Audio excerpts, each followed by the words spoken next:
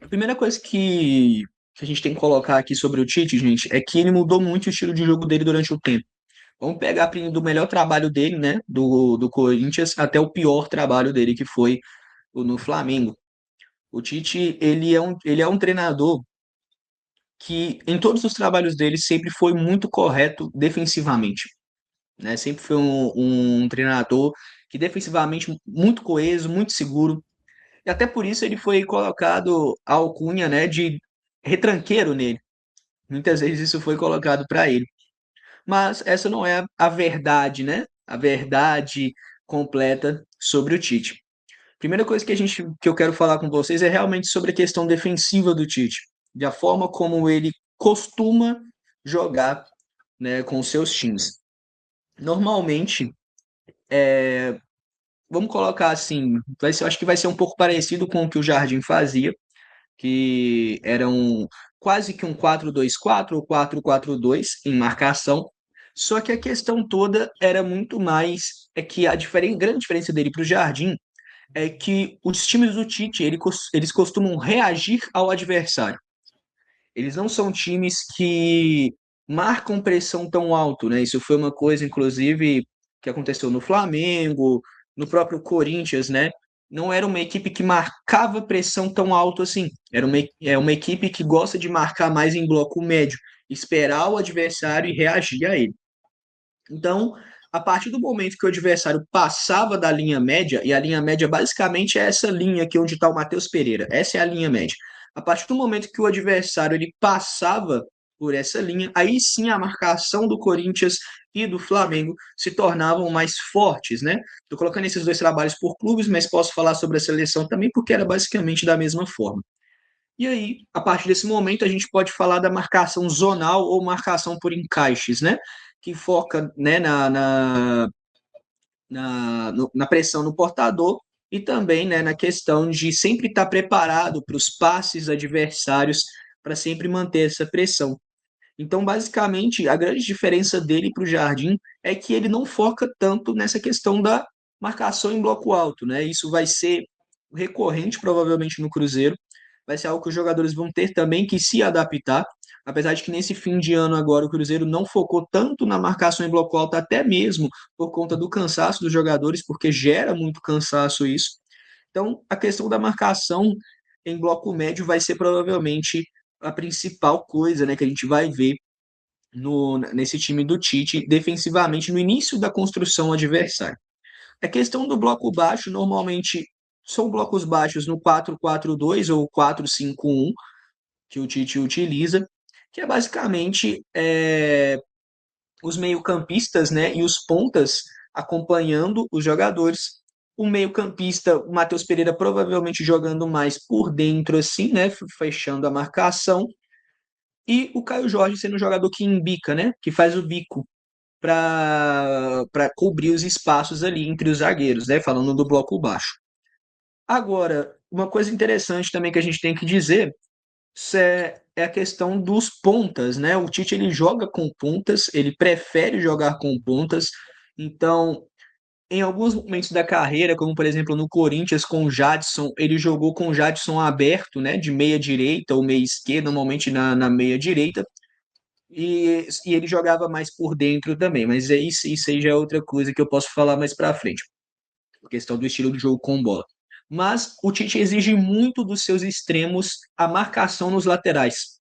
Então a gente vai ver com muita frequência o Sinisterra, o Kenny Arroyo e o próprio Christian, quando for utilizado na posição, baixando muito em bloco baixo ali, baixando em bloco baixo ficou até engraçado, mas baixando muito ali para marcar os laterais. Isso exige muito fisicamente dos jogadores. Inclusive, isso aí é uma semelhança com o Jardim. O Jardim também exige muito dos seus pontas, dos seus meia-pontas, esse tipo de marcação na lateral.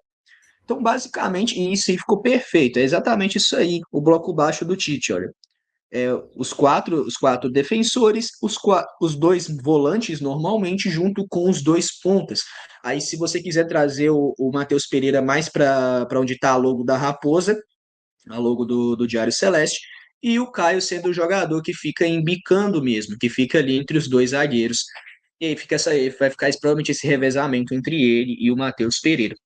Então, basicamente, defensivamente, a equipe do Tite normalmente é muito bem compacta, o entrelinhas é muito bem marcado, justamente por toda essa questão da dedicação defensiva que cada jogador deve ter, principalmente os pontas. Os pontas são pontas são pontos essenciais do Tite, tanto com a bola quanto sem ela. E o sem bola, eu acho que é basicamente isso, não precisa de muito mais detalhe, não. É algo que o Tite ele sempre foi bom em todos os seus times, sem exceção, foi o lado defensivo, e novamente, até por isso se é muito falado sobre um Tite retranqueiro, o que não é o caso, como eu falei, o Tite marcar em bloco médio não o torna retranqueiro, o que o tornaria seria se ele abdicasse de jogar, o que não é o caso dos times dele.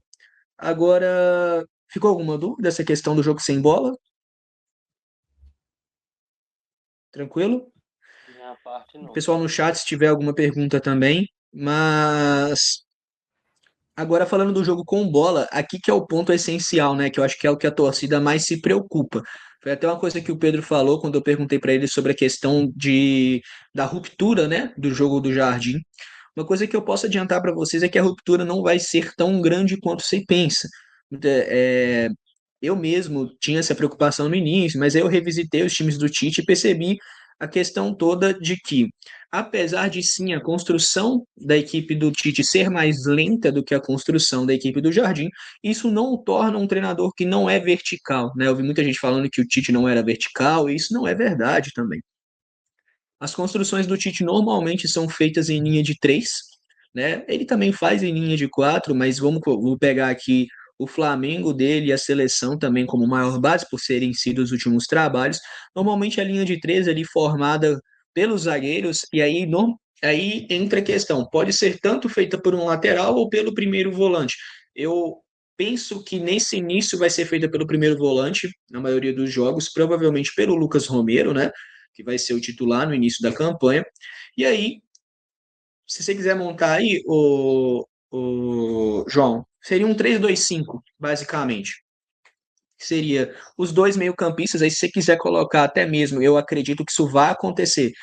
Se você quiser colocar o Lucas Silva e o William mais por dentro, por característica, eu acredito que o William vai ter mais liberdade para jogar mais por dentro, e os cinco jogadores sendo, né, os três meio-campistas, né, o Arroio, o Matheus Pereira e o Christian, mais o Kaique jogando mais por dentro também. Por que o Kaique por dentro e o William também por dentro? Se quiser colocar o Kaique ali do lado do Arroio, pode colocar ele do lado do Arroio ali. Isso. Porque o que vai acontecer? O que provavelmente vai acontecer? O Arroio vai jogar espetado. Exatamente o contrário aí, ó. O Arroio vai jogar mais espetado, porque como que os times do Tite jogam? Os seus pontas, eles jogam muito espetados mesmo. É coisa de, tipo assim, na linha lateral para receber a bola. Enquanto que os outros jogadores, eles ficam mais por dentro, né? O Matheus Pereira, principalmente. E aí, o Arroio e o Sinisterra, eu acredito que o Sinisterra vai ser titular no início, se ele estiver bem fisicamente, se quiser até colocar ele aí, vão ser os nossos pontas espetados, né? Os jogadores bem espetados. Por quê? Qual que é a intenção do Tite com isso? Gerar uma vantagem numérica sobre a zaga adversária. Normalmente, times que jogam, os maioria dos times brasileiros hoje, eles jogam com uma linha de quatro, né? Na base defensiva. E aí a gente está olhando aí quantos jogadores a gente tem no campo ofensivo. A gente tem cinco jogadores no campo ofensivo. Ou seja, já há aí uma vantagem numérica e posicional, né? Falando sobre essa questão mais conceitual. E isso é justamente para fortalecer o entrelinhas. Só lembrando que o Kaique está ali, mas pode ser o William, pode ser o Lucas Silva, pode ser até mesmo o Lucas Romero em algumas ocasiões. Mas eu acredito que a utilização dos laterais por característica vai ser maior por dentro ali, jogando os nossos queridos pontas lá para a extremidade do campo. E o objetivo é simples. Você fortalece esse entrelinhas, o entrelinhas, só para deixar isso muito claro, é entre a linha do meio da zaga adversária e a linha de defesa, que é onde basicamente o Kaique, o Matheus Pereira estão aí. E aí, gerando essa vantagem no entrelinhas, você gera espaço na ponta né? Normalmente os times do Tite eles começam sua construção de uma extremidade e terminam na outra, justamente para gerar essa vantagem posicional e gerar o jogo do um contra um, que seria, e aí pensando que no um contra um o Arroio e o Sinisterra são muito bons, pode ser um tipo de jogo que vai potencializá-los ainda mais, né? Então, colocando dessa forma, é basicamente isso. Você fortalece, a gente não repara na minha voz não, tá? Que eu tô meio, tô meio doente, eu provavelmente vou ficar meio rouco enquanto eu tô falando aqui. Mas o Matheus Pereira, o Kaique, e aí sempre vai ser o Matheus Pereira, normalmente, né? Às vezes ele pode até baixar em apoio, mas provavelmente vai ser sempre ele ali, colocando em questão de que nós temos bons construtores como o William, um bom construtor, o Lucas Silva também, mas gerar essa vantagem ali no entrelinhas, a gente gera oportunidades para os pontas terem o seu momento de um contra o adversário. Outra coisa também muito importante é a participação do Caio Jorge, tá? O Caio Jorge ele vai ser muito importante para o Tite, porque o Tite gosta de centroavantes móveis, de centroavantes capazes de reter e girar. Foi assim no Corinthians de 2015 com Wagner Love, foi assim na seleção com o Richarlison. O Richarlison, inclusive, teve seu melhor momento na seleção com o Tite. Foi assim na Gabriel seleção também Jesus com o também, né? Matheus. O Nathan, Oi? Gabriel Jesus. Já, Sim, sim. é, Gabriel Jesus, inclusive, jogou muita bola com o Tite, justamente por ser um centroavante mais móvel. Então, muitas vezes, o que pode acontecer é o Caio Jorge baixar em apoio, né? Fazendo gerar, assim, uma linha ainda mais forte de 5 jogadores para gerar espaço nas costas da zaga, né? O Caio Jorge vai ser muito importante para isso. Então, assim, inclusive, o Tite, como eu falei, ele é um treinador que potencializa muito os seus centroavantes. E pensando no fato de que o Caio Jorge é um atacante de ruptura, que basicamente é aquele atacante que ataca a última linha da zaga, né? Aquele tipo de jogador, vamos colocar aqui, por exemplo, eu ia colocar um jogador de exemplo aqui, mas ele é uma persona não grata agora. Mas vamos colocar, por exemplo, o Ábila. Né? O Ábila ele era um atacante de ruptura, apesar de não ser um jogador muito móvel, ele gostava de atacar a última linha e até por não ser muito móvel ficava direto impedido, né? Mas enfim, é, basicamente, o Caio vai ser muito importante em nível de criação para o Cruzeiro. Ele vai provavelmente baixar muito em apoio, como eu falei. O baixar em apoio, quando eu falo isso, é justamente ele recuar o seu posicionamento para trás para receber, gerar espaço e gerar espaço nas costas da zaga, que pode ser atacado tanto pelo Sinisterra, quanto pelo Arroio, quanto pelo Matheus Pereira, que são jogadores que são mais capazes de ler esse tipo de espaço gerado. Então, assim, o Caio Jorge ele vai ser muito importante, provavelmente muito potencializado também. Até agora que eu falei de pontos muito positivos desse jogo, novamente, se tiver alguma dúvida, podem me perguntar, se estiver ficando alguma coisa difícil de entender. Mas basicamente os times do Tite criam muito dessa forma. Outra forma que o time do Tite cria muito é com 2 jogadores na zaga, né? Normalmente os 2 zagueiros, e 3 jogadores no meio. Né? Se você quiser até manter aí o. Pode manter o Vidal e o Fabrício, manter o Lucas Almeida, pode manter o William no meio ali, não tem problema não. Que seria um 2-3-5. O 2-3-5 sendo basicamente se quiser manter pode manter o Kaique lá. Pode manter o Kaique lá. Isso. Que seria um 2-3-5. Olha que loucura, né? Muita gente pode olhar para isso e falar assim: nossa, o Tite é louco de fazer um trem desse, deixar só dois jogadores na zaga, né? Cara maluco. Mas basicamente, por que que o Tite faz muito isso? E fez muito isso no Flamengo, inclusive. Na seleção, em algumas ocasiões também, apesar de que na seleção ele preferiu mais no final da sua passagem o 3-2-5. Mas o 2-3-5 ele basicamente tem como visão congestionar ainda mais o meio-campo, gerar muito mais opções de passe. Para isso, nós necessitamos que os nossos zagueiros estejam muito bem em construção, tá? Porque um passezinho errado aqui na zaga e já era. Né? Então, assim, a gente tem o Vidalba, que é muito bom em construção, a gente tem o Jonathan Jesus, que é elite também, tem o Fabrício Bruno, que tem os seus momentos, às vezes ele vacila um pouco, mas tem os seus momentos bons também, com a bola no pé. Mas o objetivo aqui é simples, você fortalece e gera mais opção de passe para os seus companheiros. Tanto com o Lucas Romero, o Lucas Silva e o William, né, eu coloquei esses três, eu acho que vai ser uma base maior mesmo, porque eu penso que o Kaique vai ser esse cara mais de ruptura lá na frente, e o William vai ser esse jogador mais centralizado por ter uma criação melhor. Eu acho que ele vai ser mais utilizado dessa forma, assim como, por exemplo, o Daniel Alves era utilizado na seleção. Né? Ele era exatamente dessa forma, para ser um lateral de mais construção. Então, assim, eu penso que vai ser dessa forma. E aí, só um detalhe sobre isso, é que uma coisa que o Tite faz muito é um conceito que muito legal, que é o de atacar marcando. Vocês já viram o marcar atacando, né? O marcar atacando é o do Jardim. O do Tite é o atacar marcando. Como assim? Percebam a quantidade de jogadores que a gente tem no meio-campo, que a gente tem por dentro. Se o Cruzeiro perde uma bola aí, durante a construção, vamos dizer que o William vai dar um daqueles passes dele por dentro e aí ele acaba errando esse passe. Né? Uma coisa que se tornou muito comum essa temporada foi o William errar esse tipo de passe e a gente ser pego no contra-ataque. Então, vamos dizer que o William erra isso. A gente já tem Lucas Silva, Lucas Romero, inclusive Matheus Pereira e Kaique voltando em transição. A gente já tem muitos jogadores por dentro justamente para fortalecer essa transição defensiva. Então é um time que já ataca pensando no pior, vamos colocar dessa forma, né? Se perder a bola, a transição defensiva é muito mais fácil de se fazer e consegue inibir muito mais os contra-ataques. O Adevaldo até colocou aí, essas táticas tem que treinar, e eu espero que o Tite treine bastante isso, porque será algo novo para os jogadores, afinal, não é uma ruptura tão grande, como eu falei, mas são conceitos diferentes de construção e também de destruição de jogadas no campo defensivo.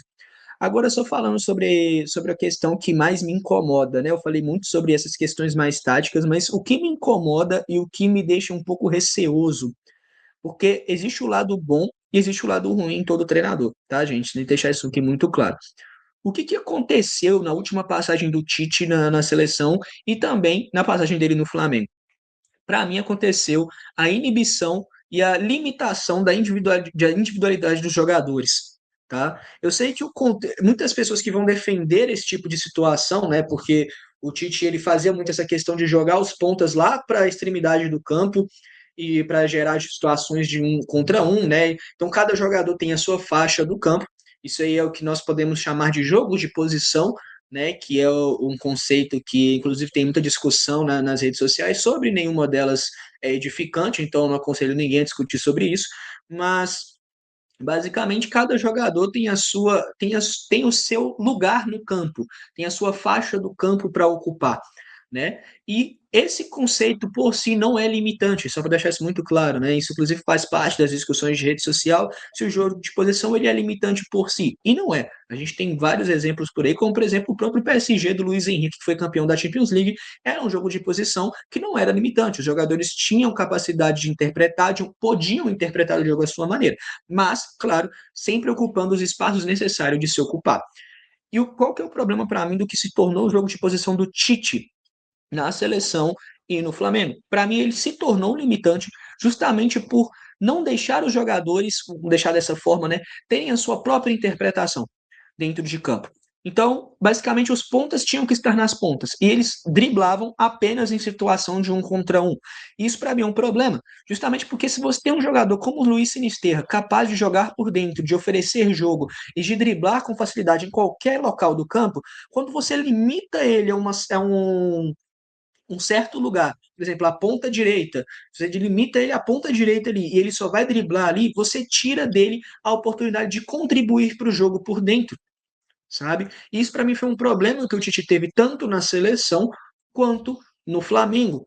Eram times que tinham jogadores capazes dessa interpretação, mas que muitas vezes ficavam muito limitados em alguns lugares do campo. Então, para mim, isso é um problema desse tipo de jogo. É algo que, por exemplo, ele mudou muito. Na época do Corinthians, esse tipo de coisa ele não acontecia, né? Vamos colocar dessa forma. O Tite ele jogava com um time muito mais, vamos utilizar outro linguajar aí que também gera muita discussão, um futebol muito mais funcional, vamos colocar sempre entre aspas esse termo, porque é um termo que é utilizado por vários treinadores, inclusive o Rafael Guanães utilizou dizendo que ele é um treinador do estilo funcional. Outras pessoas chamam de aposicional, outros de relacionismo, mas enfim, onde os jogadores, eles teoricamente têm mais liberdade de interpretação, eles não têm locais específicos que eles têm que ocupar o jogo inteiro, né? Não precisa ficar sempre aquela limitação, mas pode haver mais aproximações, enfim, colocando bem grosso, a grosso modo aqui, porque por óbvio o jogo de posição também permite aproximações. Mas basicamente no Corinthians era esse estilo mais funcional, onde, por exemplo, o Jadson era um jogador que jogava nessa meia esquerda, nessa meia direita, né, nessa ponta direita, mas tinha muita liberdade para jogar por dentro, para oferecer jogo. Ele se relacionava muito em campo o com o Renato Augusto, então eles tinham muito diálogo dentro de campo ali, o Renato Augusto sendo aquele volante meia, né, mais pela direita também. E muitas vezes a gente via lances em que o Jadson, ele começava na direita e de repente ele estava lá na esquerda. E estava ele junto com o Malcom. E na seleção a mesma coisa, a gente pode falar do Coutinho, do Neymar, que no início do trabalho do Tite ele mantinha muito essa questão. Só lá para o final, no segundo ciclo, que ele começou a limitar mais essa questão, os pontas começaram a ficar mais espetados mesmo, sem tanta opção de jogar mais por dentro. Então, assim, isso me incomoda, né? Falando de forma pessoal. Eu não gosto da limitação, eu gosto que os jogadores tenham essa liberdade de ocupar outros espaços do campo e até mesmo de praticar algumas assimetrias. Não vejo como necessidade intrínseca que os jogadores estejam sempre ocupando os mesmos espaços durante o jogo.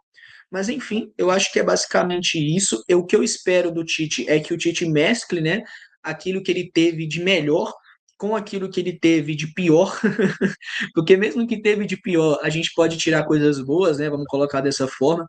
Existem muitos conceitos posicionais do Tite que eu gosto bastante, mas existe aquela questão. Inclusive, no Flamengo, quando ele inicia o seu trabalho, ele inicia com conceitos mais funcionais, junto ali com o seu jogo de posição, mas mais para o final do trabalho, aquilo vai se perdendo, vai se tornando só um jogo de posição caricato, né, colocar dessa forma, sem muita liberdade para os seus jogadores, e isso para mim acaba se tornando um problema direto.